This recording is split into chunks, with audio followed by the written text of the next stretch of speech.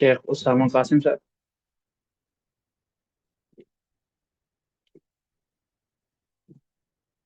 اعوذ باللہ من الشیطان الرجیم. بسم اللہ الرحمن الرحیم. ان الحمد للہ وحدہ والصلاة والسلام علی رسول اللہ وعلی آلہ وصحبہ اجمعین.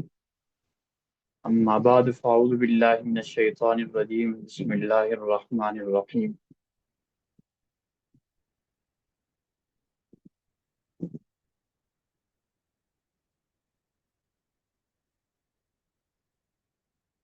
آج ہمارا جو لیکچر ہے وہ ایک مغربی فلسفی ہیں جارج بارکلے. بارکلی بھی کہتے ہیں اس کو. اردو میں تو بارکلی ہی ہوگا لیکن انگلش میں جارج بارکلے. ہم نے جو سفر جدید مغربی فلسفہ کی تفہیم کا شروع کیا تھا جدیدیت سے، اور اس کے نتیجے کے طور پر جو مختلف فلسفات ہمارے سامنے آئے، ان میں ہم نے بات کی اقلیت پرستی پر، اور اقلیت پرستی کیا ہے، اس کے کیا اہداف ہیں، کیا بنیادی نظریات ہیں، کیا اصول ہیں. یہ سب کچھ ہمارے سامنے آیا اور اس پر ہماری ایک تفصیلی بات چیت ہوئی، تفصیلی گفتگو ہوئی. اور اس کے تین بڑے فلاسفہ، ایک رینے ڈیکارٹ، دوسرا باروخ اسپینوزا، اور تیسرا لائبنیز. ان تین فلاسفہ کے جو مختلف نظریات تھے، بطور خاص جو ان کے اختلافات تھے جوہر کے حوالے سے. بارکلے کے نزدیک جوہر کی دوئی کا نظریہ تھا، اور باروخ بارکلے نہیں، ڈیکارٹ کے نزدیک معذرت، اور باروخ اسپینوزا نے آ کر جوہر کی احدیت کا نظریہ پیش کیا، جبکہ لیبنیز نے آ کر جوہر کی تعدد جواہر کا نظریہ پیش کیا تھا. اور اس پر ایک غالباً تقریباً کافی و شافی کلام ہو چکا تھا، بات ہو چکی تھی. پھر اس کے بعد ہم نے دوسرا مکتب فکر شروع کیا تھا، جو ہے جس کو ہم کہتے ہیں تجریبی، یعنی تجربہ پسند جو مکتب فکر ہے، اور جس کے ایک بنیادی فلسفی تھے جن کا گزشتہ لیکچر میں ان کے فلسفہ اور ان کا تعارف گزرا. جان لاک نے جو نظریہ پیش کیا تھا اشیاء کے بارے میں، یہ ہے کہ وہ قائل تھے اشیاء کے وجود کا، کہ اشیاء جو ہمارے سامنے کائنات میں موجود ہیں، جو بھی چیزیں ہیں، ان کا وجود ہے، ان کا وجود ہے. اور ان کی دو طرح کی صفات ہوتی ہیں، ایک صفات اولیہ ہوتی ہیں، اور ایک ہوتی ہیں صفات ثانویہ، دوسرے درجے کی صفات. صفات اولیہ کی وجہ سے ہی انسان صفات ثانویہ کو جان پاتا ہے، اور دونوں صفات مل کر اس وجود کا انسان کو تعارف کراتی ہیں. یعنی بغیر آپ صفت کے کسی صفات کے بغیر آپ کسی وجود کو نہیں جان سکتے. اس کی کئی مثالیں آپ کے سامنے آئی تھیں. بطور خاص جو ہم نے سیب کی مثال پیش کی تھی، کہ سیب کی صفات کیا ہے، مثلاً اس کی ایک خاص خوشبو ہے، اس کا خاص رنگ ہے، خاص اس کی بناوٹ ہے، اور ایک خاص درخت پر وہ لگتا ہے. تو ان صفات کے ہوتے ہوئے ہم سیب کو سیب کہہ سکتے ہیں کہ یہ سیب. اگر اس سیب سے وہ خوشبو نہ آتی ہو، یا اس میں وہ ذائقہ نہ ہو، یا اس کی وہ بناوٹ نہ ہو، یا وہ اس درخت پہ نہ ہوگا ہو، تو یقیناً وہ سیب نہیں، وہ کوئی اور فروٹ ہوگا پھر. تو یہ ایک جان لاک کا نظریہ تھا. پھر اللہ تعالیٰ کے وجود کے حوالے سے جو اس نے کچھ دلائل پیش کیے تھے جان لاک نے، ان میں سے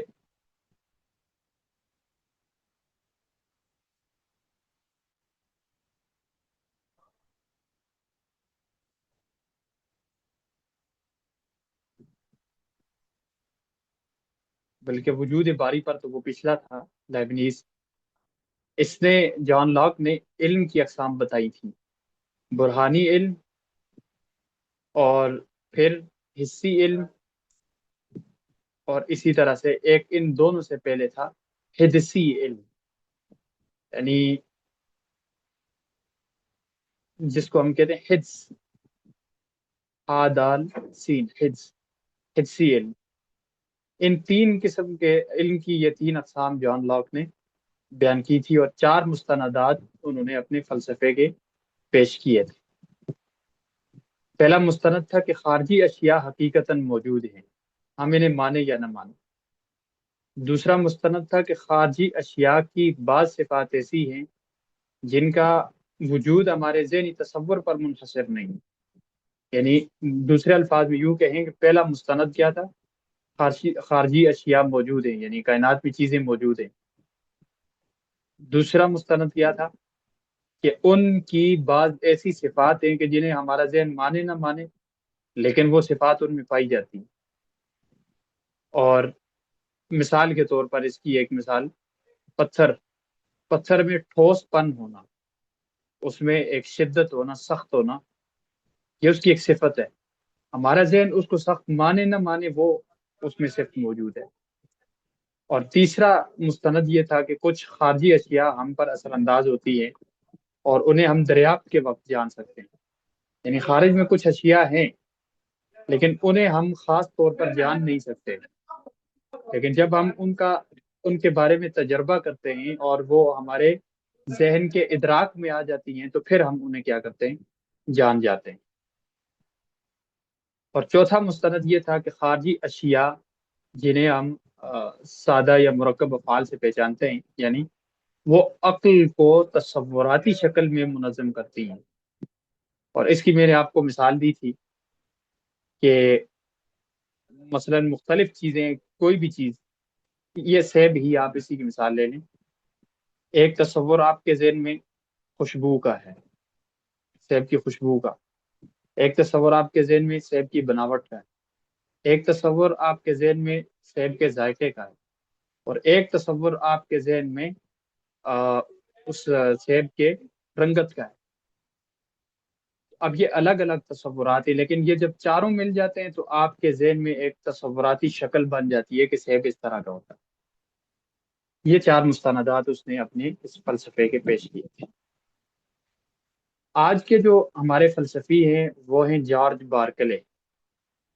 جارج بارکلے تجریبی فلاسفہ میں سے ایک مشہور فلسفی ہے، جان لاک کے بعد ان کا بڑا نام آتا ہے، اور جان لاک کے فلسفے کو آگے بڑھایا بھی ہے اور کچھ چیزوں پر تنقید بھی کی ہے۔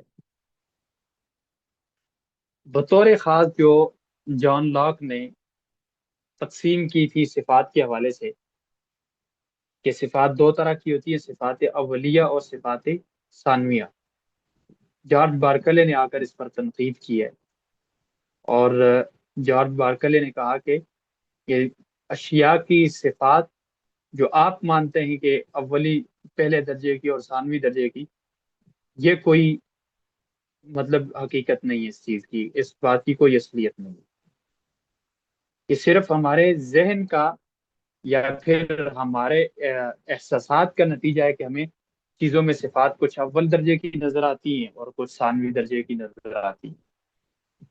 اور اس پر ہمیں بھی تھوڑا سا شبہ پیدا ہوا تھا، آپ کو اگر یاد ہو کہ یہ جو انہوں نے صفات کی تقسیم کی ہے تو ان میں ایک شبہ سا پیدا ہوا تھا، یہاں سے اچھا ہوا کہ جارج بارکلے نے آج تنقید کر دی تو وہ ہمارا شبہ واضح ہو گیا کہ اس معاملے میں ہم جارج بارکلے کا ساتھ دے سکتے ہیں۔ بہرحال تنقید تین بنیادوں پر کی ہے، اب ذرا یہ دیکھتے ہیں، یہ وہ بنیادی تین باتیں ہیں جن کی وجہ سے جارج بارکلے جو ہے وہ جان لاک کے ساتھ اختلاف کر دیتے ہیں، ان تین بنیادوں پر، یعنی تین ایسی باتیں ہیں۔ پہلی بات یہ کہ صفات اصلیہ اور صفات ثانویہ یا صفات اولیہ اور صفات ثانویہ کے درمیان کوئی حقیقی فرق نہیں ہے، دونوں صرف اور صرف انسانی احساسات کا نتیجہ ہے۔ مثلا اس نے کیا کہا تھا جارج بارکلے نے، مثلا سیب ہے، سیب میں ایک ہے تعداد، ایک ہے اس کی شکل، کہ اس کی بنیادی صفاتیں جو کبھی اس کا تصور کرتے ہی اس کے ساتھ موجود ہوگی، کبھی جدا ہو ہی نہیں سکتی، تعداد اور مثلا آپ نے کہا سیب، وہ کتنے تھے، یا ایک ہوگا یا دو ہوں گے یا 100 ہوں گے، جتنے بھی ہوں گے، تعداد اس سے جدا نہیں ہو سکتی، جسم سے کبھی بھی تعداد جدا نہیں ہو سکتی۔ اچھا، لہذا یہ ایک صفت ہے اس کی، صفت اولیہ۔ ثانوی درجے کی صفات جو ہم اس پہلے کی وجہ سے جانتے ہیں، مثلا آپ نے کہا کہ سیب ہے، ایک ہے، تو اب اس ایک کے بعد ہم مزید اس کے تصورات کرتے ہیں، وہ جب ایک ہے تو اس کی شکل اس طرح سے ہو سکتی ہے، بلکہ شکل بھی جارج کے نزدیک جو ہے وہ بنیادی صفات میں سے ہے۔ بہرحال ہم یہ کہہ سکتے ہیں کہ وہ ایک اس شکل کا ہے، تو اس میں ایسی رنگت بھی ہو سکتی ہے اور اس میں اس طرح کا ذائقہ بھی ہو سکتا ہے، لیکن یہ ہم بعد میں جانتے ہیں۔ اس پر تھوڑا سا غور کریں تو آپ کو ویسے تقسیم یہ سمجھ آ جائے گی۔ مثال کے طور پر ایک آدمی ہے یا ایک بچہ ہے، یا بچے کو تو چھوڑیں، ایک آدمی ہے جس نے زندگی میں کبھی بھی سیب نہ دیکھا ہو، کبھی بھی نہ دیکھا ہو، اسے آپ کہیں کہ سیب ایک فروٹ ہوتا ہے اور میرے پاس ایک سیب ہے، اب ایک کہتے ہی وہ بنیادی دو صفات جان گیا ہے۔ کون سی؟ ایک یہ کہ عدد، سیب کا اگر وجود ہے اور آپ نے کہا کہ ایک ہے، تو ایک ہے، بس ایک کا ہونا، یہ ایک جو عدد ہے، یہ صرف آپ وہ جان گیا ہے کہ سیب کی ایک صرف یہ ہے کہ وہ ایک ہے۔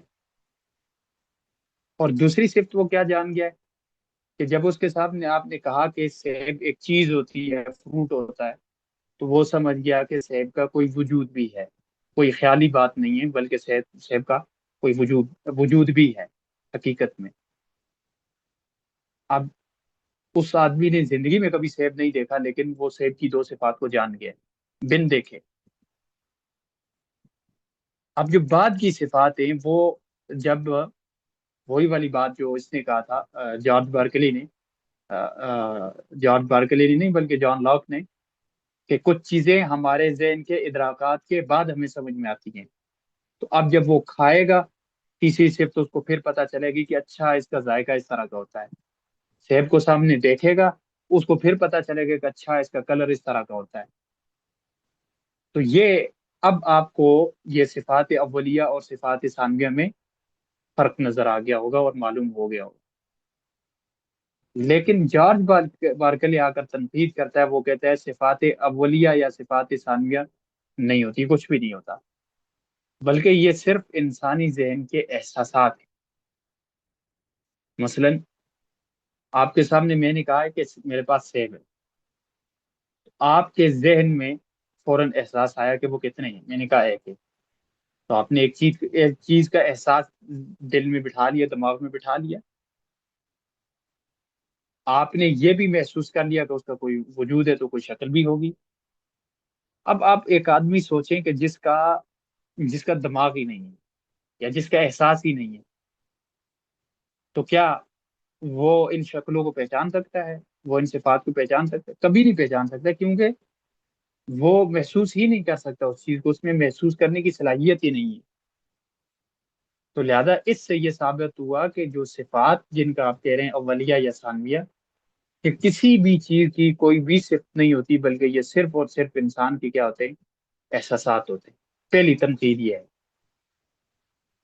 دوسری تنقید، تقریباً تمام فلاسفہ بطور خاص جو عقلیت پسند تھے وہ تو مانتے ہی تھے، لیکن جو تجربیت پسند ہے ان میں بھی جان لاک اس بات کو مانتا تھا کہ مادہ بھی کوئی چیز ہے، یعنی وجود بھی کوئی چیز ہوتی ہے، خارج میں موجود ہے۔ جو اس نے مستندات پیش کیے ہیں اس میں بھی اس نے بات کی تھی کہ میٹر، مادہ، وجود کوئی چیز ہوتی ہے، اشیاء موجود ہے.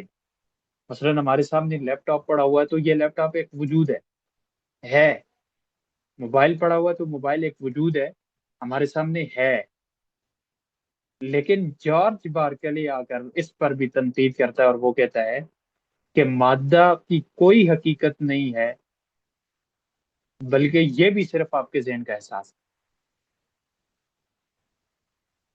اور یہ اصل مسئلہ اس کا ہے، یہی اصل اختلاف پیدا ہی یہاں سے ہوتا ہے کہ یہ مادے کا انکار کرتا ہے، وجود کا انکار کرتا ہے.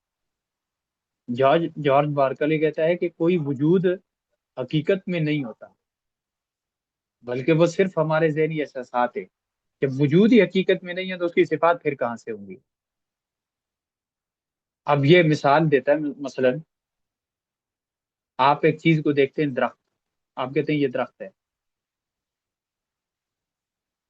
تو جارج بارکلے کہتا ہے کہ اس درخت کا حقیقت میں کوئی وجود نہیں ہے، بلکہ آپ کے احساسات نے ایک وجود گڑھ لیا ہے، وہ آپ کو سامنے نظر آ رہا ہے.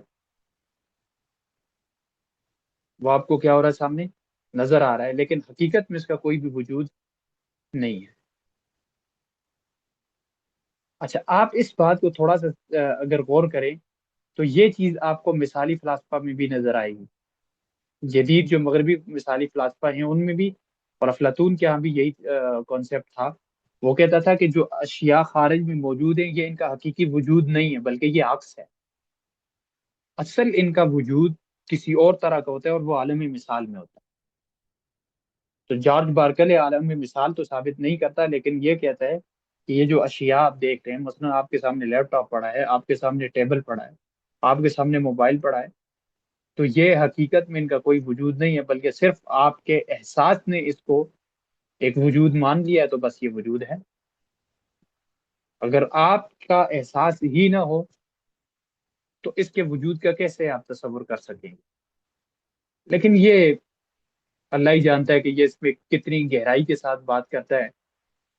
اس کی اس کا یہ جو فلسفہ ہے کہ وجود ہے ہی نہیں کسی چیز کا،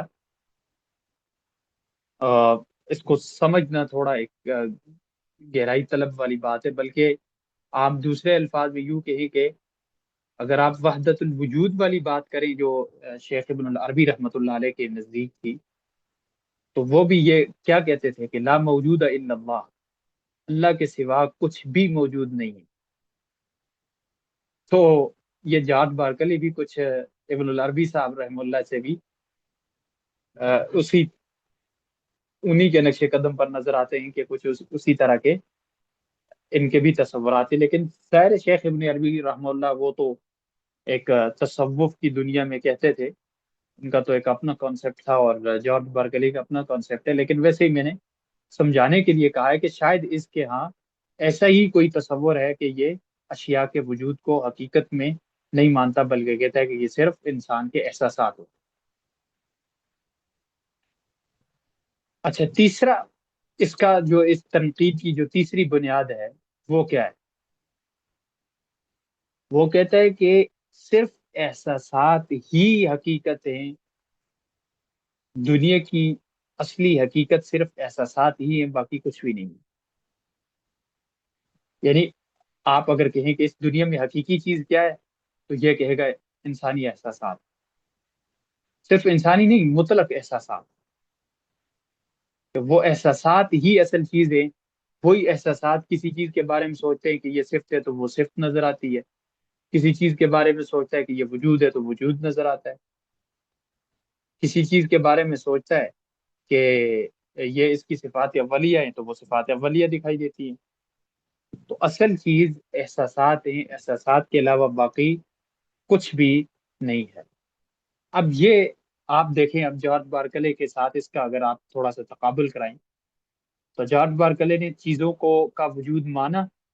اس نے جارج بارکلی نہیں بلکہ جان لاک نے چیزوں کا وجود مانا، جبکہ جارج بارکلی نے چیزوں کے وجود کا انکار کیا.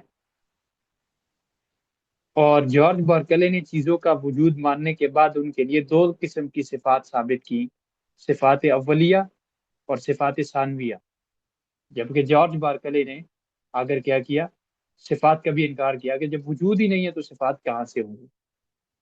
اور تیسری بات کہ جارج بارکلے کے نزدیک احساسات اور تجربہ، مطلب خیر تجربہ تو احساسات ہی کی بنیاد پر ہوتا ہے، اس نے کیا کہا تھا کہ احساسات ہی، اور احساسات کے ذریعے سے تجربہ ہی، بلکہ یوں کہیں کہ احساسات ہی علم و معرفت کا واحد ذریعہ ہیں، بذریعہ تجربہ، بذریعہ تجربہ۔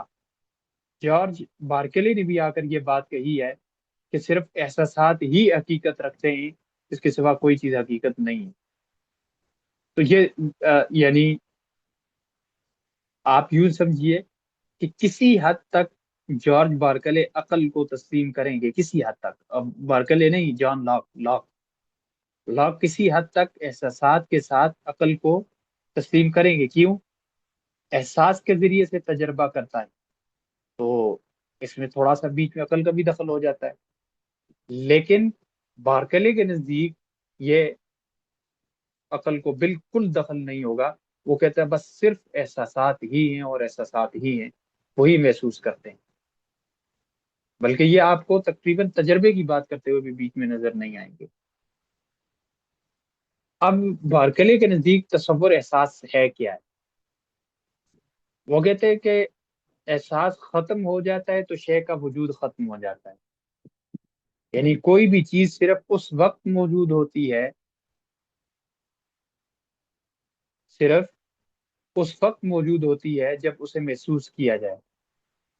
اور اس کا یہ مشہور ایک نظریہ ہے، کہتے ہیں کہ وجود کا مطلب ہے محسوس کیا جانا، وجود کا مطلب ہے محسوس کیا جانا۔ اس کی یہ مثال دے گا، وہ کہتے ہیں مثال کے طور پر خوشبو، کیا خوشبو کوئی چیز ہے؟ اگر آپ کی حصے شامہ اگر اسے اپنے ادراک میں لاتی ہے، اسے سونگھ سکتی ہے تو ہے، اگر آپ کے پاس حصے شامہ ہی نہیں ہے تو خوشبو ہے ہی نہیں۔ یعنی کہ آپ کے احساس پر ڈپینڈ کرتا ہے کہ آپ کا احساس اگر محسوس کرتا ہے تو سمجھیے کہ وہ چیز موجود ہے، اگر احساس محسوس نہیں کرتا تو وہ چیز ہی نہیں ہے۔ لہذا دوسرے الفاظ میں یوں کہیے کہ اشیاء کے وجود موقوف ہیں آپ کے احساس پر، آپ کا احساس اگر انہیں محسوس کر لیتا ہے وہ اس کا وجود مانا جا سکتا ہے، اگر قبول نہیں کرتا وجود نہیں مانا جا سکتا۔ اب کیا سمجھ آئیے آپ کو کہ اس نے جو وجود کا انکار کیا ہے تو وجود اس طور پر انکار کیا ہے کہ حقیقت میں کوئی وجود نہیں ہے، حقیقت میں کوئی وجود نہیں ہے، لیکن تب ہو سکتا ہے جب آپ کا احساس کسی چیز کو وجود مانے، وہ ہوگا احساس ختم، وجود ختم۔ جس کو یہ مثلا ایک آدمی، مرا ہوا آدمی ہے، اس میں احساس ختم ہے، کیا اس جب اس میں احساس نہیں ہے تو اس کو چیزوں کے وجود سے کوئی تعلق ہے؟ نہیں، احساس ختم، وجود بھی ختم۔ اب باقی لوگوں کے نزدیک تو چیزیں ہیں کیونکہ وہ محسوس کر رہے ہیں، لیکن وہ مردہ شخص جو ہے وہ محسوس نہیں کر رہا، تو سمجھیے کہ اس کے نزدیک چیزیں ہی ختم ہو گئی ہیں۔ پھر عقل کی حدود کے بارے میں جارج بارکلے کیا کہتے ہیں؟ یعنی عقل کی حدود بارکلے کے نزدیک، جارج بارکلے کا کہنا ہے کہ ہم جو کچھ دیکھتے ہیں، سنتے ہیں، وعلیکم السلام، ہم جو کچھ دیکھتے ہیں، سنتے ہیں، سونگتے ہیں، جو بھی کرتے ہیں، وہ سب محض احساسات ہیں، کوئی مستقل مادہ نہیں ہے۔ اپنی ایک مشہور کتاب ہے اس کی، اور اس کتاب کا نام ہے مقالہ برائے بصارت، مقالہ برائے بصارت۔ اس میں وہ لکھتا ہے کہ مثال کے طور پر درخت، کرسی، مکان اور تمام اشیاء صرف ذہن میں انسان کے گمان میں پیدا ہونے والے احساسات ہیں، حقیقت میں ان کا کوئی وجود نہیں ہے۔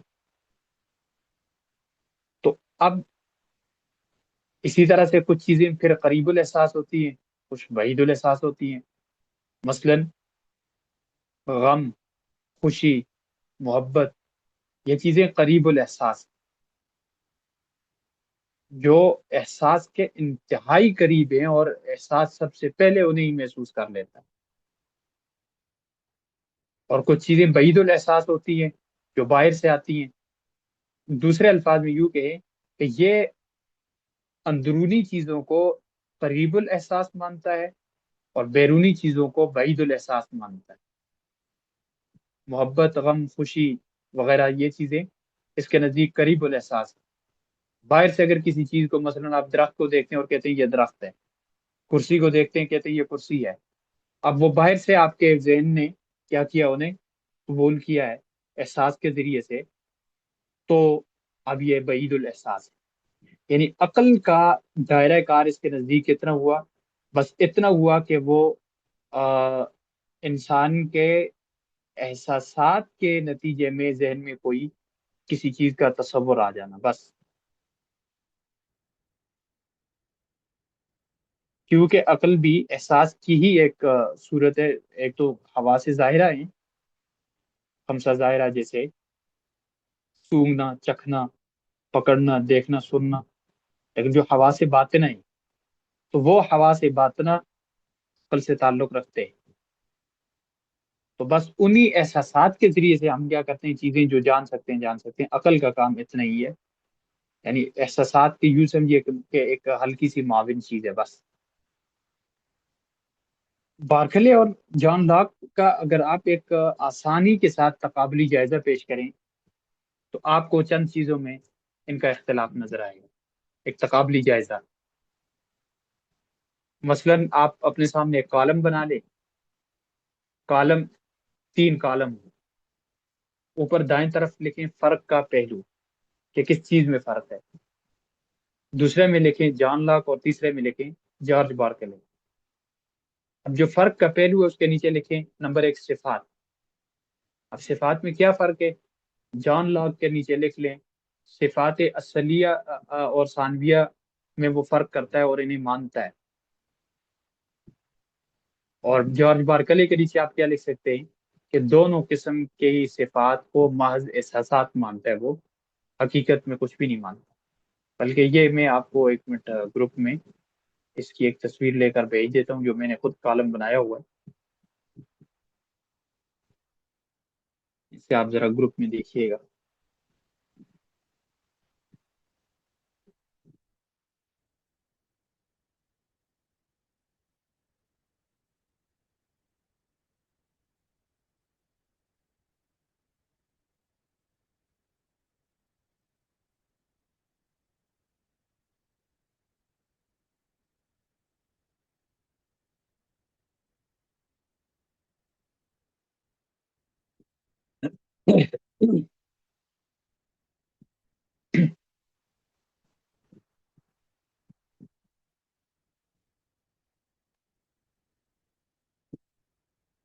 اپنے اپنے گروپس میں دیکھیے، واٹس ایپ گروپس میں.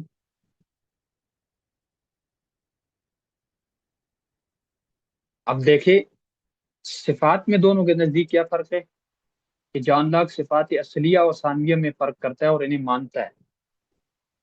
صفات اصلیہ اور ثانویہ کو مانتا ہے اور ان میں فرق کرتا ہے. جبکہ جارج بارکلے نہ تو ان کو مانتا ہے نہ ان میں فرق کرتا ہے، بلکہ کیا کہتا ہے، یہ محض احساسات ہیں، احساسات کے سوا کچھ نہیں.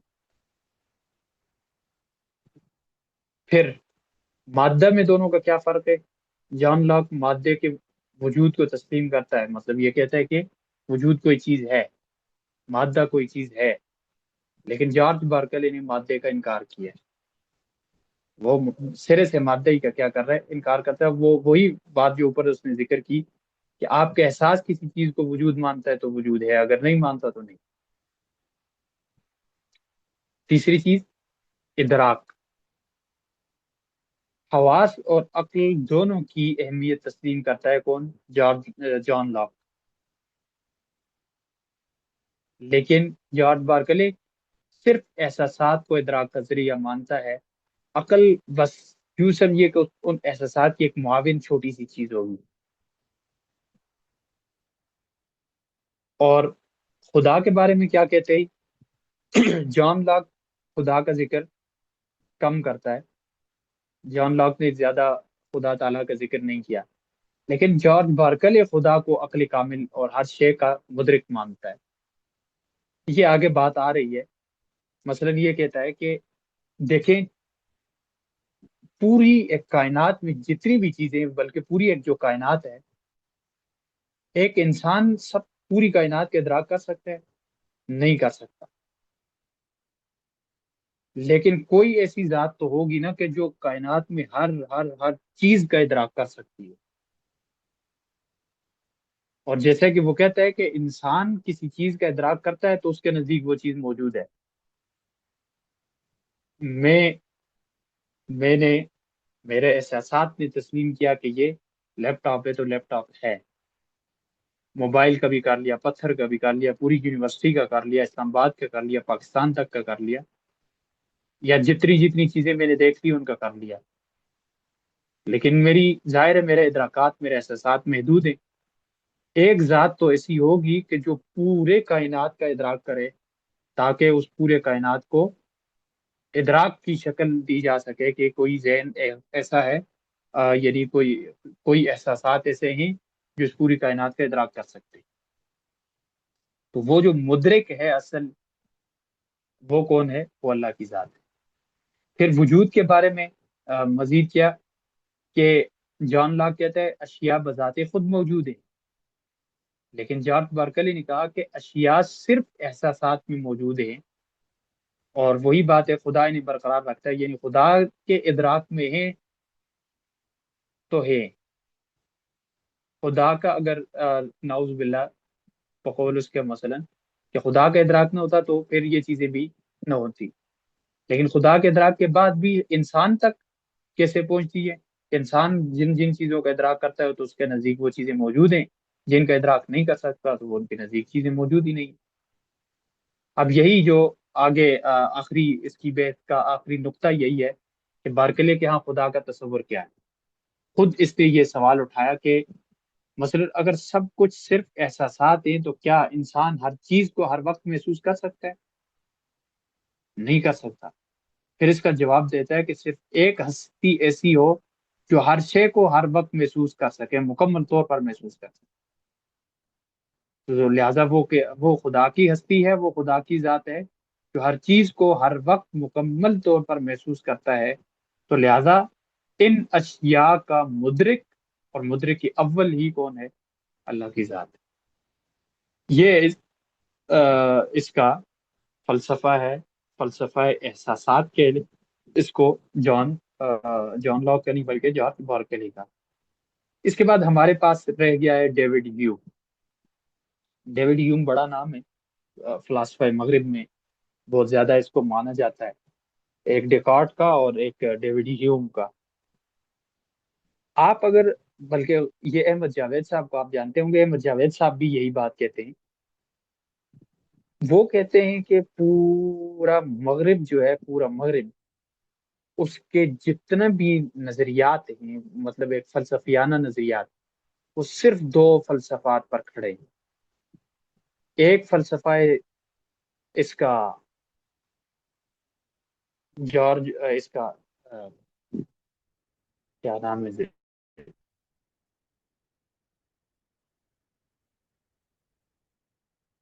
رینے ڈیکارٹ کا، اور دوسرا فلسفہ ہے ڈیوڈ ہیوم کا۔ یہ میں نے کہیں اپنے پاس یہ ان کا ایک چھوٹا سا اقتباس نقل بھی کیا تھا، میں دیکھتا ہوں مل جائے تو آپ کو بھیجتا ہوں، اور اس کی تھوڑی سی وضاحت بھی آپ کے سامنے کر دیتا ہوں۔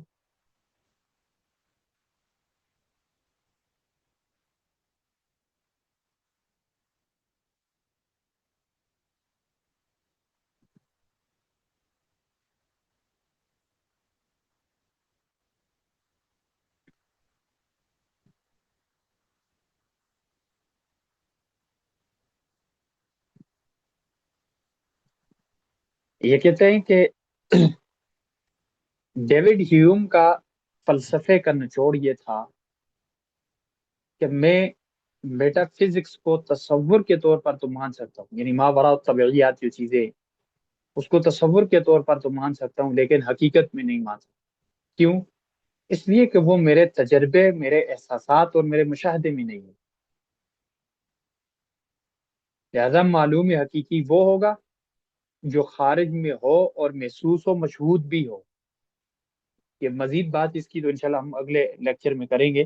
لیکن پورے اس کا یہ جو فلسفہ ہے اس کا خلاصہ یہ ہے کہ ڈیوڈ ہیوم یہ کہتا ہے کہ میٹا فزکس یعنی ماوراء طبیعیات کو میں صرف اس کا تصور کر سکتا ہوں لیکن حقیقت میں نہیں مان سکتا. اس لیے میں نہیں مان سکتا کہ وہ میرے احساسات میں، میرے مشاہدے میں نہیں آ رہا. تو یہ مغربی دانشوروں کے ان نظریات کا بنیادی ایک جو ان پر اثر ہے وہ ڈیوڈ ہیوم کا اثر ہے، اور یہ اس کا فلسفہ ہے. اسی لیے ماوراء طبیعیات کا کیا ہوا، بہت زیادہ انکار ہوا. جبکہ دوسرا جو ہے رینے ڈیکارٹ، رینے ڈیکارٹ کیا کہتے ہیں کہ کسی بھی چیز کی حقیقت تک پہنچنے کے لیے عقل کا استعمال کریں. اگر عقل حقیقت تک پہنچا سکتی ہے اور آپ عقل کے ذریعے کسی چیز کی حقیقت تک پہنچ سکتے ہیں، سمجھ لیجئے کہ وہ حق ہے اور وہ ٹھیک ہے. اگر نہیں پہنچ سکتے تو سمجھ جائیے کہ وہ چیز ٹھیک نہیں ہے. بس یعنی اشیاء کی کسوٹی آپ کی عقل نے ادراک کر لیا، آپ کی عقل اس تک پہنچ گئی تو وہ کیا ہے، چیز ہے، اور اس کا علم آپ کو حاصل ہو گیا ہے. اگر عقل وہاں تک نہیں پہنچ سکتی یا عقل کے ادراک میں ہی نہیں آتا تو لہذا وہ چیز نہیں ہے. یہ پورا یعنی مغربی فلسفے کا نچوڑ یہ دو فلاسفہ کے یہ دو نظریات ہیں. اسی لیے ہم نے انہی کا انتخاب کیا تھا کہ ہم اقلیت پرست فلاسفہ کو بھی ایک ان کا ایک تعارفی طور پر ان کا فلسفہ آپ کے سامنے پیش کر دیں، اور حصی کہہ لیں یا تجربی فلاسفہ کہہ لیں، ان کا بھی ایک نظریہ آپ کے سامنے پیش کر دیں، نظریات. اور اس میں تیسرا نام ڈیوڈ ہیوم کا، دو تو گزر گئے، ایک جان لاک گزر گیا، ایک جارج بارکلے گزر گیا، تیسرا ڈیوڈ ہیوم ہے. انشاءاللہ اگلے اپنے ہم لیکچر میں ڈیوڈ ہیوم کے حوالے سے جو چیزیں ہیں وہ پڑھیں گے. اس کے بعد پھر ہم جدید مغربی فلسفہ پر مزید بات نہیں کریں گے، بلکہ ہم تہذیبوں کی طرف چلے جائیں گے. مطلب تہذیب میں جو مختلف متعارف شدہ ازمز ہیں، جیسے کل میرے خیال سے ڈاکٹر رشید صاحب نے بھی آپ کو انقلاب فرانس وغیرہ کے حوالے سے پڑھایا تھا. یہی چیزیں مثلا ہیومنزم کیا ہے، فیمنزم کیا ہے، اور کیپٹلزم کیا ہے، سوشلزم کیا ہے، کمیونزم کیا ہے، یہ ساری چیزیں انشاءاللہ جو ہے نا کہ ہم مختلف ازم پڑھیں گے، اور میرے خیال سے ایک لیکچر میں ہمارا ایک ازم ہی جو ہے وہ کلیئر ہو پائے گا. تو پھر انشاءاللہ ان کی طرف بڑھیں گے. تو ایک خلفیہ کے طور پر آپ کو کسی حد تک کچھ نہ کچھ اس مغربی فلسفے کا تعارف انشاءاللہ ہو گیا ہوگا. جی، کسی کا کوئی سوال ہے؟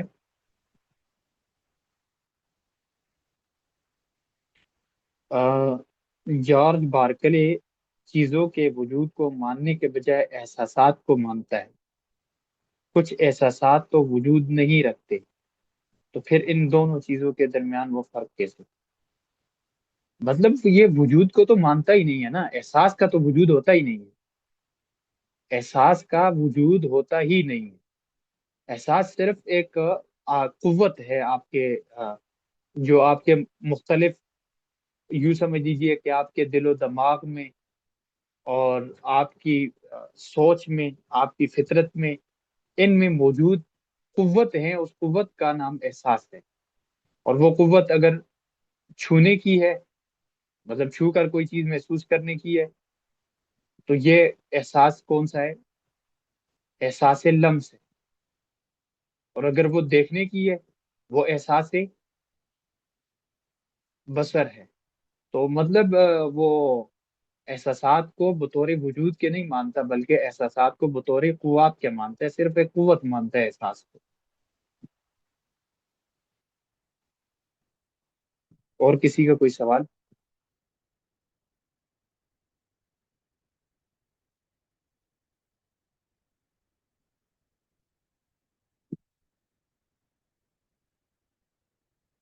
ٹھیک ہے حضرات و صاحبات، آج اتنا ہی تھا.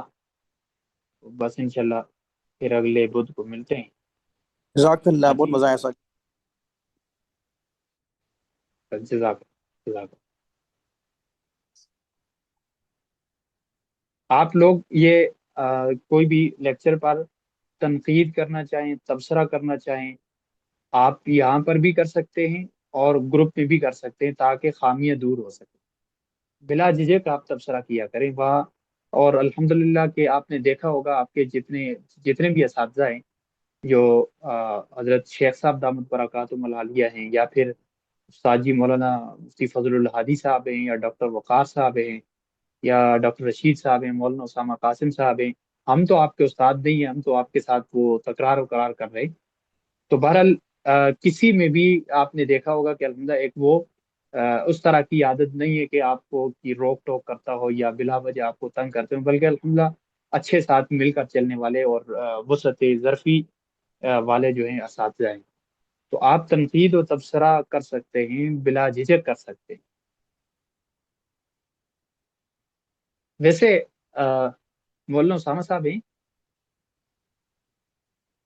میرے خیال سے وہ نہیں ہے، وہ ریکارڈنگ پر لگا کر چلے گئے تھے۔ چلیں، ابھی ہمارے پاس کچھ تقریباً 10-15 منٹ ہیں ویسے بھی، تو آپ لوگوں کے ساتھ آدھی گپ شپ کر لیتے ہیں ذرا۔ تو بتائیے، ایک تو تخصص کے حوالے سے کیسا چل رہا ہے تخصص، پھر اپنے ذوق کے حوالے سے بتائیے، آپ لوگوں کا ذوق کس چیز میں ذوق ہے، اور بلکہ تخصص پر آپ تبصرہ کرنا چاہیں کریں، ذوق پر ضرور بات کریں کہ کس حوالے سے ذوق ہے۔ جی احباب اور صاحبات، آپ بھی اگر بولنا چاہیں تو بول سکتی ہیں، کوئی آپ لوگوں کے لیے ممانعت نہیں ہے۔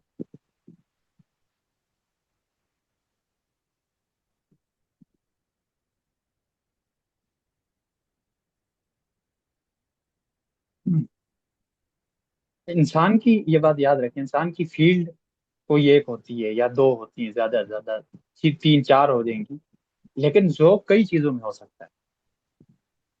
مثلاً آپ سے ہم ایک تحدید بن نعمت کے طور پر اگر کہیں تو ہماری جو فیلڈ ہے، مثلاً ابھی تو ہم عقیدہ اینڈ فلسفی میں جس طرح سے ہمارا الحمدہ ایک ایم فل بھی بس تکمیلی مرحلے میں ہے۔ اس کے علاوہ جو ہمارے دینیات ہوتے ہیں، ظاہر ہے وہ تو ہماری ایک فیلڈ ہے، وہ تو سمجھیے کہ ایمان کا حصہ ہی ہے۔ اور سیاسیات میں بھی الحمدللہ ہم کام کرتے ہیں، بلکہ ہم باقاعدہ پڑھا بھی رہے ہیں ایک اکیڈمی میں۔ آج کل 9 سے رات 10 تک اور دن 11 سے 12 تک ہمارا لیکچر ہوتا ہے قرآن کریم کا تصور سیاست و اجتماعیت کے عنوان سے۔ تو یہ ہماری کام کی فیلڈز تو ہو سکتی ہیں، لیکن ہم مطلب ادیان کا بھی ذوق رکھتے ہیں، اور اسی طرح سے فن شاعری سے بھی الحمدللہ پوری طرح سے واقفیت ہے، اردو ادب سے بھی ذوق رکھتے ہیں، صحافت سے بھی، جغرافیہ، فلکیات وغیرہ، یہ ساری چیزیں ہماری دلچسپی کے موضوعات ہیں۔ تو آپ لوگ اپنے بارے میں بتائیے، کون ہیں، کیا ہیں، کہاں سے ہیں؟ مطلب میرا نام حسان ادریس ہے، میرا تعلق لاہور سے ہے، اور شروع میں ابتدائی طور پر ڈاکٹر اسرار رحمۃ اللہ علیہ سے ہی دین سیکھنے کا موقع ملا۔ قرآن کا جو بیان القرآن ہوتا ہے، میرے والد صاحب چونکہ سعودی عرب میں آفیسر تھے، تو اس نسبت سے ڈاکٹر اسرار صاحب ہمارے گھر آیا کرتے تھے۔ تو پھر اللہ کی طرف سے ایک شوق پیدا ہوا کہ ہم عالم بنیں، قرآن سیکھیں۔ تو میرے ننیال میں کوئی مفتی عالم نہیں ہے، حافظ بہت ہیں، اور اللہ تعالیٰ نے توفیق عطا فرمائی پھر ان کے بیٹے کی سپروین میں الحمدللہ درس نظامی بھی کیا، جامعہ شریف سے تخصص بھی کیا، اور ماشاءاللہ میرا ذوق ویسے جو ڈاکٹر اسرار صاحب کی وجہ سے قرآن کی تفسیر کا بنا ہے۔ حدیث کا منہج تھوڑا مشکل ہے، اب تھوڑا سا شوق پیدا ہوتا ہے ویڈیوز بنانے کا، شوق پیدا ہوتا ہے لکھنے کا۔ پہلے تو لکھنا بوجھ محسوس ہوتا تھا کہ میں سوچتا تھا یہ کتابیں کیسے لکھ دیتے تھے یا اللہ۔ اب پھر الحمدللہ ایم فل میں مکمل ہوا، اب تخصص فی الافتابی ہوا، اب تخصص فی دعوی الارشاد بھی چل رہا ہے، اور سیر و سیاحت کا بہت شوق ہے، اور تبصرہ کرنے کا بھی ایک شوق پیدا ہو گیا۔ اور اس طرح سے بس یہ ایک ذوق شوق یہ ہے، باقی اب سمجھ نہیں آتا اور کیا ہم صلاحیتوں کو بروئے کار لیں جو ہمارے اندر ہڈن ہیں، چھپی ہوئی ہیں۔ اب میں جب مدرسے میں پڑھتا تھا اس وقت پڑھنے کو دل نہیں کرتا تھا، مجھے منطق تھوڑی سی لگتی تھی مشکل، یہ چیزیں فلاں فلاں فلاں۔ اب تو کچھ چیزیں پڑھتا ہوں تو مزہ آتا ہے، فلسفی آپ کی جو چیز سنی ہے نا تو اور لذت محسوس ہوئی ہے۔ تو ابھی بھی کوئی ایسی چیز بتائیں کہ جس سے آپ مجھے ایکسپلور کر سکیں کہ میرا ذوق کس طرف ہے۔ اچھا، آپ ہمیں یہ بتائیے گا، آپ کا تفسیر میں ذوق ہے تو تفسیر کسی خاص منہج پر ذوق ہے، یا مطلق قرآن کریم کو سمجھنا، یا کسی خاص منہج پر ذوق ہے آپ کا؟ میرا میرا جو مطلق قرآن مجید کو سمجھ، جیسے میرے نا اندر ایک ایسی اللہ تعالیٰ نے صلاحیت رکھی ہے کہ میں نے قرآن مجید سے مترادفات نکالے. جب میں نے دیکھا مترادفات پہ کام بھی ہوا ہے. جیسے میں نے ایک دیکھا، جیسے ہم پڑھتے ہیں نا صراط المستقیم، صراط کا مطلب راستہ ہوتا ہے. اسی طرح قرآن میں بھی اس چیز سے ملتے جلتے مجھے پھر اور بھی نکلے. سبیل بھی راستہ ہوتا ہے. پھر ایک لفظ ہوتا ہے طریق. ہاں پھر ان میں تھوڑا سا مجھے فرق محسوس ہوا کہ صراط وہ ہوتا ہے مطلق راستہ، جیسے ہم جس کی طرف ہم کہتے ہیں کہ اشارہ کرنا ہو، جیسے انگلش میں ویکٹر کہتے ہیں. اور سبیل کہتے ہیں کہ کوئی بھی راستہ جو نیکی کا ہو برا ہو. سبیلی طاغوت بھی ہوتا ہے، سبیلی وہ بھی ہوتا ہے. طریق ہوتا ہے جیسے طریق الجنہ، یعنی کہ جس کی طرف اشارہ کیا ہو، وہ ملتا جلتا ہے صراط سے. اس طرح سے مجھے پھر کافی سارے جیسے وہ آتے ہیں نا یعنی تبذیر و اسراف میں فرق، تو اس والے سے ملتے ہاں جلتے ان چیزوں کا بڑا شوق ہے. اسی طرح کلّا کے بارے میں بھی آتا ہے، ہرگز نہیں. اس طرح ایک اور لفظ ہے، اس کا بھی ایک معنی ہے، مجھے عربی میں کیا کہتے ہیں اسے، اس کا بھی مطلب اس طرح سے آتا ہے، یعنی کہ لا اقسم بیوم القیامہ ولا اقسم بالنفس اللوامہ. ایک لفظ آتا ہے جس میں جو نفی کرتا ہے پچھلی چیزوں کی. تو ان چیزوں کا تھوڑا شوق ہے، ان کو سمجھانے کا. گرامر کی طرف تھوڑا سا ذوق ہے، لیکن گرامر میں تعلیلات بہت مشکل لگتی ہیں، اور بس ماڈرن لوگوں کو پڑھاتا ہوں. یہی بس ایک معاملہ ہے. ماشاء اللہ. اچھا، تفسیر میں ایسا ہوتا ہے کہ عام طور پر نا، مطلب جو لوگوں کو بسا اوقات جو تفسیر سمجھنے میں جو مشکل ہوتی ہے یا تفسیر کے حوالے سے مطلب آپ تو ماشاءاللہ جس طرح سے آپ نے بات کی، تو آپ کو تو ماشاءاللہ بڑا اچھا تجربہ ہے.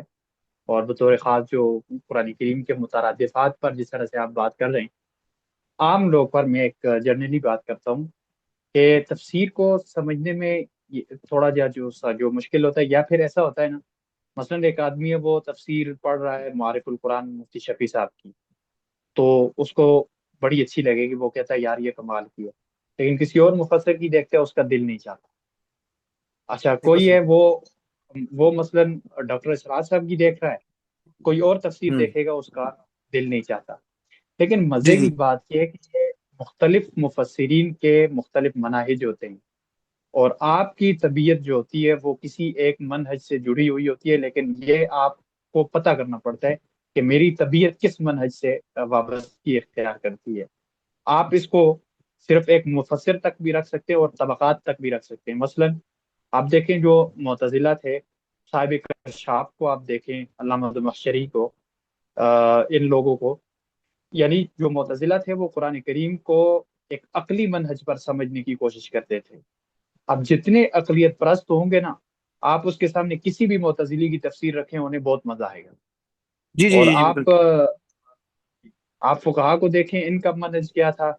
فقہی منہج تھا، یعنی تفسیر کو دیکھنا اور ان سے مسائل نکالنا. اور ان سے آپ دیکھیں ملا جیون رحمۃ اللہ علیہ کی جو تفسیر ہے، آپ شاید جانتے ہوں گے، تفسیرات احمدیہ کے نام سے، اس میں اچھا زیادہ بول. پوری توجہ جو ہے وہ ملا جیون رحمۃ اللہ علیہ کی.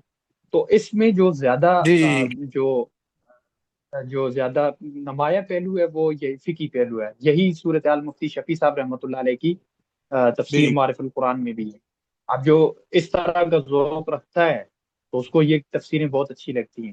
آپ تھوڑی سی ایک اگر انقلابی سوچ رکھتے ہیں، آپ تھوڑی سی اگر ایک فکری سوچ رکھتے ہیں، تو جس طرح مولانا مودودی صاحب کی ہے، یا پھر جو سید قطب شہید رحمہ اللہ کی جو تفسیر ہے فی دلال القرآن، ان لوگوں کو یہ زیادہ پسند ہے. اور اگر جی تھوڑی سی تفسیر آپ سیاسی، تحریری. ہاں جی، آپ اگر تھوڑی سی سیاسی ایک بصیرت رکھتے ہیں یا آپ ذوق رکھتے ہیں، تو آپ کو ابوالکلام آزاد کی جو تفسیر ہے، ایک ترجمان القرآن کے نام سے شارٹ کٹ سی ہے، تو وہ آپ کو بہت زیادہ مزیدار لگے گی. تو یہ ہے کہ مطلب کوئی بھی جو مفسر ہوتا ہے اس کی تفسیر مطلب ایسی نہیں ہوتی کہ وہ بے ذوق ہو، بلکہ انسان کو اپنا ذوق تلاش کرنا پڑتا ہے، اپنا منہج تلاش کرنا پڑتا ہے کہ میری دلچسپی کس منہج اور کس ذوق کے ساتھ ہے. پھر انسان پتہ چل جاتے ہیں، ہاں یار یہ میرے مزے کی، میرے مطلب ذوق کی تفسیر ہے. ٹھیک ہو گیا. ہمارا ایک فہم قرآن کا ایک پروجیکٹ چل رہا ہے، اس کو ہم مطالب قرآن کا نام دیتے ہوتے ہیں. اس میں زیادہ تر خواتین ہی ہیں، میرے خیال سے کچھ 11 12 ہیں، کوئی پی ایچ ڈی لیول کی ہیں اس طرح سے، ایم ایس لیول کی ہیں، اور اس ایم اے لیول کی، بی ایس لیول کی کچھ معلمات ہیں، اس طرح کی ہیں. اچھا، اس میں ہم ایسا کرتے ہیں کہ میرا کام ہوتا ہے، میں دن کو تقریباً ساڑھے तीन 3.5 घंटे देता हूँ। रोजाना हमारा होता है 1.5 सफ़ा। उसका पहले तर्जुमा वगैरह तैयार करके शाह वलीउल्लाह साहब की जो उसूली तफसीर में जो उनका काम है, अल्लाह में उससे अच्छी वाबस्तगी है। फिर मौलाना जो अबुल कलाम आज़ाद साहब के यहाँ हैं, या मुतलकन जो तफसीर के जो उसूल होते हैं, इन चीज़ों से जो हमें वाबस्तगी है, उनकी रोशनी में फिर हम अ, मतलब मुख्तलिफ तफासिर से एक मुताला करके तो हम ये समझने की कोशिश करते हैं कि कुरान मजीद की ये जो आयत हैं, इन आयत के मतलब क्या है। आयत के मतलब का मतलब ये है, आप देखें, बसा औकात ऐसा होता है, एक आयत होती है, उस आयत के बीच में कोई मतलब छुपा होता है जिसका सियाक व सबाक से कोई ताल्लुक नहीं होता। वो बिल्कुल एक अलग किसी बात की तरफ इशारा कर रहा होता है। लेकिन अगर हम पूरी एक वो रुकू के हिसाब से मफहूमी तफसीर लेकर चलते हैं, तो वो बीच में मतलब जो है वो फोत हो जाते हैं। इस तरह से हमने ये एक मतलब पर काम शुरू किया। तो उसमें ऐसा होता है कि मैं वो तैयार करता हूँ, पूरा एक लेक्चर तैयार हो जाता है। फिर शाम को मैं पढ़ाता हूँ। तो वो जो खवातीन होती हैं, वो मुख्तलिफ तफासिर के वक्त मुताला कर रही हैं, उनकी रोशनी में उस पर यानी नक़्त व तबसरा करती हैं और देखती हैं कि कौन सा मतलब कितना वाज़ेह है और कितना वाज़ेह नहीं है। तो इसमें भी हमने यही तरीका इख्तियार किया था। मतलब पहले 10 पारों तक तो बुनियादी फेम था। उसके बाद फिर वो सूरतों की प्रेजेंटेशन खुद खवातीन पेश करती थी। अभी अल्हम्दुलिल्लाह हम 17वें पारे तक पहुंच चुके हैं। और अभी जो है वो 15वें पारे के बाद हर एक अपने ज़ौक़ के मुताबिक एक तफसीर का मुताला करती है, और मुताला करके आती है, उस सबक में जो चीज़ें वो अपनी तफसीर की रोशनी में देखती है। तो ये अल्हम्दुलिल्लाह एक हमारा अपना भी इस पर एक काम चल रहा है, मुतालिब सर कुरान ही उसका उन्वान। सर बहुत मज़ा आया सर, बहुत मज़ा आया सर। ये मेरे ख्याल से हमारी ना क्लास फेलोज़ हैं, बाजी सफ़िया नूर और लाइबा नूर, इनके मैसेज आए, ये भी आप ज़रा मुलाज़ा फरमाइएगा ताकि क्लास एंड होने से पहले ये भी पढ़ लें और किसी से मज़ीद कोई बात करना चाहें वो कर लें। कोर्स माशाल्लाह बेहतरीन है, बेफज़लिल्लाह ताला बेहतरीन असातिज़ा मिले हैं। मेरा ज़ौक़ तफ़सीरुल कुरान अज़ीम और ग्राफिक्स डिज़ाइनिंग में है। कुदरती चीज़ों को गहराई से देखना, हर शे में इत्तेदाल। ये माशाल्लाह आपके तो बहुत अच्छे ज़ौक़ हैं, इंशाल्लाह ज़रूर आपसे इस्तिफ़ादा करेंगे। और लाइबा नूर साहिबा कह रही हैं कि मैट्रिक के बाद जामिया आयशा सिद्दीक़ा से दर्स निज़ामी किया है, मतलब डॉक्टर अमजद अली साहब का जो निज़ाम तालीम है उसके मुताबिक। और इसका लाज़मी तौर पर मतलब ये हुआ कि आपको माशाल्लाह अरबी में भी अच्छी गिरफ्त होगी, और आपका फिर जो तालीमी बैकग्राउंड है वो बहुत अच्छा होगा। तो डॉक्टर अमजद अली साहब कराची में नहीं होते थे, कराची में? जी जी, वही उनके निज़ाम तालीम है, अपना एक सेटअप था, पूरे मुल्क में उनके इदारे थे, बड़ा ज़बरदस्त सेटअप था उनका। माशाल्लाह माशाल्लाह। तखस्सुस और तफसीर का बहुत शौक है, लेकिन अभी तक मौका नहीं मिला पढ़ने का। और अभी जब तखस्सुस फिदा वगैरह शायद का पता चला तो इसमें एडमिशन लिया, और साथ ऑनलाइन बच्चों को भी पढ़ाती हूँ माशाल्लाह। इस दौर में दावत इरशाद की सिर्फ बहुत ज़्यादा ज़रूरत है। जिस तरह से अभी आपके सामने मुबाहिस आ रहे हैं दावत के हवाले से, तकाबुल अदियान पर तो मेरे ख्याल से अभी तक बात नहीं होगी। हमारा अच्छा, मज़े की बात ये बताएं कि हमारे जो ज़िमनी कोर्सेज है ना, हमारे ज़िम्मे जो मुख्तलिफ असातिज़ा के ज़िम्मे, उनमें से जो मेरे ज़िम्मे है वो है इस्तिशराकी तहरीकात और उसके असरात वगैरह। तो इंशाल्लाह बीच में जब भी हमें मौका मिलेगा, 2-4 लेक्चर्स जो होंगे इस्तिशराकी तहरीकात के हवाले से, तो वो उन चीज़ों को आपको मतलब सुनकर मजीद एक मज़ा आएगा। और बतौर ख़ास जब हम ये आगे इज़म्स शुरू करेंगे, तो आपको पता चलेगा कि ये जो दुनिया कहाँ से कहाँ पहुंची हुई है, इसके पीछे असल राज क्या है। तो अभी तो वही बात है कि आगे आगे देखिए होता है क्या क्या इंशाल्लाह। अच्छा अच्छा सर, एक छोटा सा मसला आपसे डिस्कस करना है। हाँ मसला जरूर। मसला ये कि सर मैं तफसील इरशाद कर रहा हूँ ना, लेकिन मुझे क्या कर रहे मैं हैं? क्या एक कोई मिनट आप जी। बात अजीमुल्लाह चाहती हैं? साहब, तफضल। क्या जी। वालेकुम रहमतुल्लाहि व बरकातुहू। वालेकुम सलाम। वालेकुम अस्सलाम रहमतुल्लाह। ये उस्ताद जी, जनाब मोहतरम, उम्मीद है खैरियत के साथ होंगे। अल्हम्दुलिल्लाह। जी जनाब, मैं असलन नहवा सरफ से दिलचस्पी रखता हूँ अल्हम्दुलिल्लाह, और लुग़त जी अरबिया से भी वाबस्ता रखता हूँ। आइए, अल्हम्दुलिल्लाह दौरा में शरीक होकर जो दुनिया में अभी आइडियोलॉजी वारफेयर चल रहा है, खासतन इस्लाम के जी साथ, मसलन नेशनलिज्म, कम्युनिज्म, सेकुलरिज्म और डेमोक्रेसी, उसके बाबत अल्हम्दुलिल्लाह बहुत कुछ मालूम हो रहा है। मसलन डेमोक्रेसी और इस्लाम से क्या क्या तसादुम है, और डेमोक्रेटिक इस्लाम में क्या क्या हमला कर रहा है, और उसकी शफात क्या है, और उसकी नजरिया क्या है, कुरान से क्या क्या तसादुम है।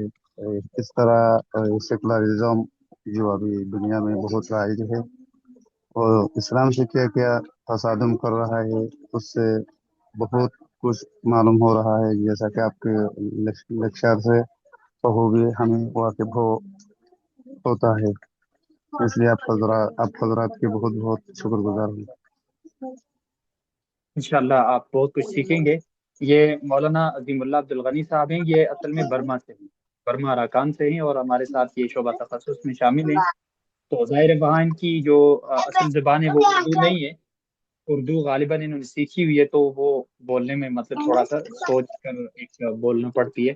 तो ये हमारे साथ इससे पहले हमारा अपना एक फन तहरीर और सहाफत का भी कोर्स हुआ करता है, तो उसमें ये हमारे साथ शरीक हुए थे और उसके बाद इनका हमसे ताल्लुक पैदा हुआ और अल्हम्दुलिल्लाह भी ये हमारे साथ शोबा शोबा तखस्सुस में भी है।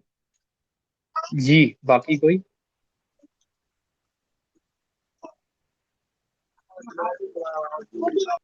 अस्सलाम वालेकुम रहमतुल्लाहि व बरकातहू। उस्ताद मोहतरम, वालेकुम अस्सलाम रहमतुल्लाह।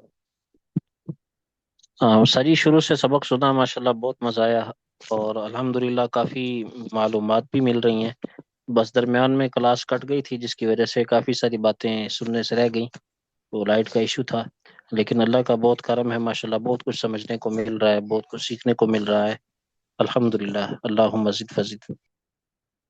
अल्हम्दुलिल्लाह अल्हम्दुलिल्लाह। और अहबाब उमेरुल्लाह साहब, कैसे हैं आप?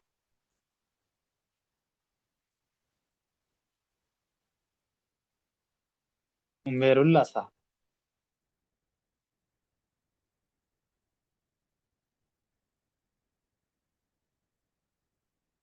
जी। मुफ्ती हसन साहब, आप क्या फरमा रहे हैं?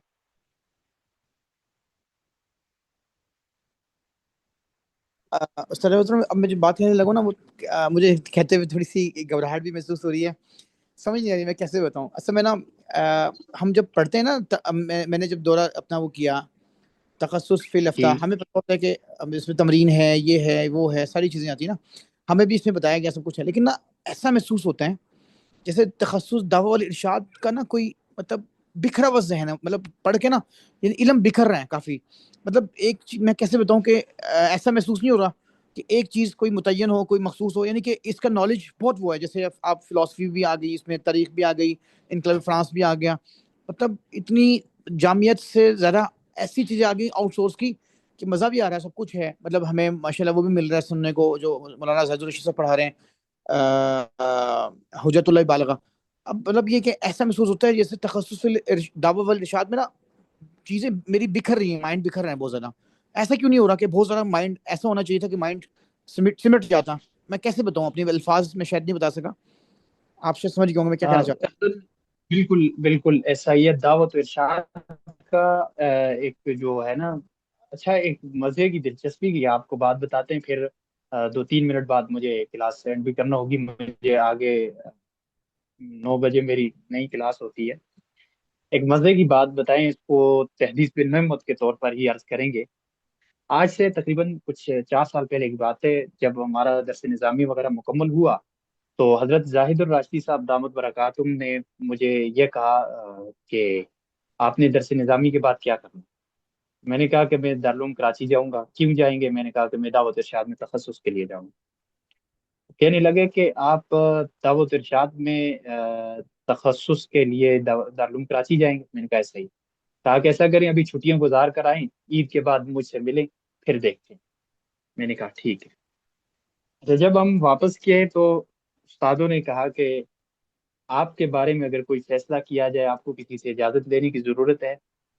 میں نے کہا نہیں مجھے کسی سے ضرورت نہیں ہے، میرے ظاہر ہے مجھ پر زیادہ احسان اللہ کے بعد آپ کا یہ استاد مولانا جو فضل الہادی صاحب آپ کو پڑھاتے ہیں، ان کے گھر میں 6 سال رہا ہوں، میری پرورش ہوئی ہے ان کے گھر میں، اور میں نے اپنی زندگی میں جو کچھ سیکھا ہے یوں سمجھیے کہ آدھا باقی دنیا سے سیکھا ہے اور آدھا اکیلے استاد مولانا فضل الہادی صاحب سے سیکھا ہے۔ تو میں نے کہا کہ آپ دونوں شخصیات یہاں ہیں تو مجھے کسی اور سے اجازت کی تو ضرورت نہیں ہے۔ تو فرمانے لگے کہ پھر سوچ لیں ایک بار۔ میں نے کہا سوچ لیا۔ کہنے لگے ایسا کرے نماز میں سوچ لیجئے گا، عصر کی نماز کا وقت تھا۔ میں نے کہا ٹھیک ہے۔ عصر کے بعد تشریف لائے دفتر میں، بیٹھے تو ایسے ایک طرف میں بیٹھا ہوا تھا، ایک طرف استاد مولانا فضل الہادی صاحب بیٹھے ہوئے تھے۔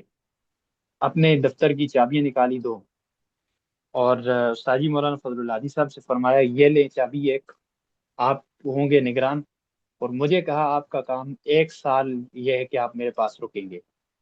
میں نے کہا استاد جی دعوت ارشاد، کہا کہ دعوت ارشاد کا ذرا آپ چھوڑ دینا، 1 سال میرے پاس رکیں گے اور آپ کا کام یہ ہوگا کہ آپ میرا جو جتنا بھی تحریکی صحافتی ریکارڈ ہے آپ اس کو منظم کریں گے۔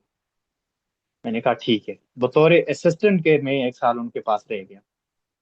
اچھا جب میں وہاں رہا تو میں نے استاد مولانا فضل الہادی صاحب سے یہ گزارش کی کہ میں نے کہا استاد جی میں جو دارالعلوم کراچی جا رہا ہوں دعوت ارشاد کے لیے، وہاں یقیناً شخصیات ہوں گی لیکن زاہد الراشدی صاحب تو وہاں نہیں ہے۔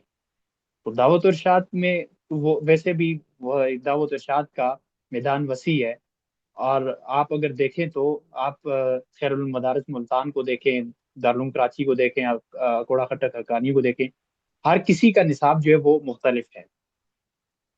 تو میں نے کہا ایسا نہ کریں کہ کوئی ایسی ایک ترتیب بناتے ہیں یہاں پر تو حضرت شیخ صاحب سے ہم استفادہ کرتے ہیں۔ انہوں نے فرمایا کہ آ، بالکل یہ بات بہت اچھی ہے، بات کرتے ہیں استادوں سے۔ میں نے ایک درخواست لکھی اور یہ مولانا اسامہ قاسم صاحب اور ایک دو دوست اور تھے ہمارے ساتھ، ہم جمع ہوئے، جمع ہو کر ہم استاد حضرت زاہد الراشدی صاحب کے سامنے گئے، درخواست دی۔ تو استادوں نے پہلے مجھے دیکھا اور مسکرائے، کہنے لگے کہ آپ کا یہ دعوت ارشاد والا یہ ختم نہیں ہو رہا۔ میں نے کہا کہ استاد جی یہ تو نہیں ہوگا، دعوت ارشاد لازمی ہے۔ انہوں نے کہا کہ پھر ایسا کرتے ہیں کہ آپ اگر سنجیدہ ہیں تو میں آپ کو وقت دوں گا۔ ہم نے کہا ہم سنجیدہ ہے۔ ہم نے کہا آپ ہفتے میں صرف 1 دن بھی دے دیں تو کافی ہے۔ ان کہا کہ میں ایسا کرتا ہوں میں 2 دن دوں گا، 1 دن آپ استاد جی مولانا فضل الہادی صاحب سے لیں گے۔ ہم نے کہا ٹھیک ہے۔ وہ پہلا سال تھا، ہم نے دعوت ارشاد کا یہ تخصص شروع کرایا، ہم خود وہیں میں بھی گجرانوالہ میں تھا، شروع ہوا تو ہم نے ساتھ اجازت دی کہ استاد جی ہمیں اجازت دیں آن لائن بھی اس کو ساتھ چلاتے ہیں۔ انہوں نے کہا ٹھیک ہے۔ پھر ایسا ہوا کہ آن لائن بھی ہم نے چلایا تو پہلے سال 72 یعنی 72 لوگ اس میں شریک ہوئے، خواتین بھی تھے مرد بھی تھے، لیکن وہ ذرا آزاد سا تھا، مطلب اس میں یہ مقالات لکھوانا نہیں تھا، پریزنٹیشن یا یہ وہ ایسے کورسز بھی نہیں تھے، صرف موضوعات کی شکل میں پڑھا رہے تھے استاد جی مولانا فضل الہادی صاحب اور حضرت زاہد الراشدی صاحب، اور اسی طرح سے یہی 2 شخصیات پڑھاتے تھے، ہفتے میں 3 دن کلاسز ہوتی تھی ہماری۔ وہ پورا سال اس طرح سے گزرا۔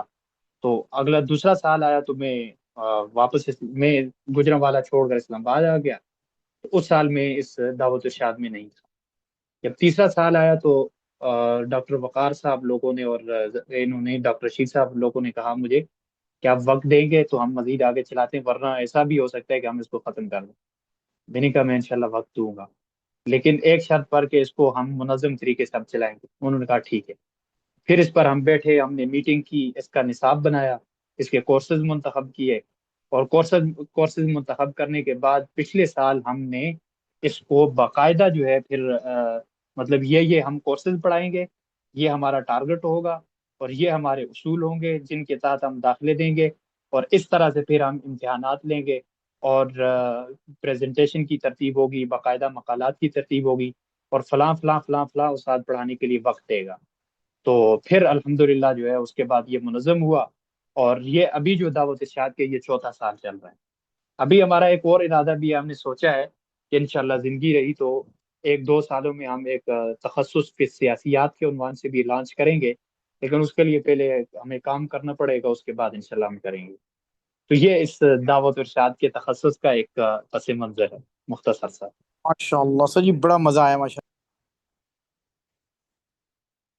چلیں اچھا آپ لوگ ٹھیک ہے انشاءاللہ پھر گپ شپ کریں گے. کوئی ہم ایسا بھی کرتے ہوتے تھے گزشتہ سال کہ بیچ میں کسی دن کوئی ایک اضافی کلاس رکھ لیتے تھے صرف اس میں آپس میں گپ شپ کے لیے، اور مطلب سوالات جوابات ہو جاتے صرف گپ شپ کے لیے نا. سر تو اس سال پلیز ایسا اصل میں کریں، ذرا کوئی تفسیر کا بھی شروع کریں کریں گے ساتھ ایک انشاءاللہ. ساتھ. آپ سے بڑا مزہ آیا ماشاء اللہ، بڑا مزہ آیا سر، یقین کریں کہ سن کے نا. سر میں نے آپ کے مدرسے میں نے فضل حاجی صاحب کی بڑی تعریف سنی ہے، مطلب زاہد الراشد صاحب کے بعد، اور وہ ان کے بعد بڑا مقام ہے ان فضل کا، مطلب ان کے اندر کیا ایسی خوبی ہے مطلب جو فضل الحادی صاحب وہ انسان ہیں جو ان کے پاس علم و فن ہے اس وقت گجرانوالہ کی سرزمین پر شاید ہی کسی کے پاس. واللہ جو جی جو مولانا فضل الحادی صاحب کو اللہ نے عطا کیا ہے اس وقت، تو وہ بیچارے مصروف ہیں، اور ابھی پچھلے عرصے میں ان کے والد فوت ہوئے، اس وجہ سے وہ ایک زیادہ وقت بھی نہیں دے پاتے اور مصروف ہیں. ورنہ یہ جو درسی علوم ہیں، منطق، فلسفہ، اور جو بلاغت، میراث، فقہ، تفسیر، ان میں جو ان کو اللہ نے جو کمال دیا ہے تو وہ خدا ہی جانتا ہے کہ کس درجے کا کمال عطا کیا. یقین کیجئے کہ ان کا جو لیول ہے یقیناً شاید گجرانوالہ میں کوئی ہی موجود ہے. اور یہ زاہد الراچی صاحب انہیں مانسہرہ سے لے کر گئے ہیں، یہ پہلے مانسہرہ میں ہوتے تھے اور میں خود بھی انہی کے ساتھ گیا تھا، ان کے ایک سال بعد گیا تھا اور انہی کی وجہ سے گیا تھا. یہ 2017 تک انہوں نے مانسہرہ میں پڑھایا. 17 میں زاہد الراچی صاحب انہیں لے گئے مانسہرہ سے اور وہاں اپنے نائب کے طور پر رکھا ہے اپنی مرکز میں، اور ساتھ جامعہ نصرت العلوم میں پڑھا رہے ہیں. تو ان کا بہت بڑا مقام ہے. ایک سوال اور پوچھنا سر، میں نے کبھی پوچھا نہیں، ڈر لگتا ہے بڑا ہر بندے سے، مطلب ڈر بھی لگتا ہے کیا کروں، لیکن آپ سے اتنے دل کر رہا کہ آپ سے بات پوچھوں، لیکن بہرحال پھر آپ کا وقت بڑا قیمتی، پھر کبھی میں آپ سے بات کروں گا. اگر مختصر ہے تو بے شک پوچھیے. سر عمار خان ناصر صاحب کو وہ پذیرائی کیوں نہیں ملی جو فضل حاجی صاحب کو ملی؟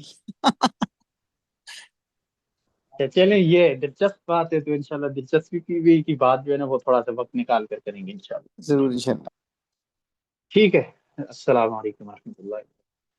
وعلیکم السلام. وعلیکم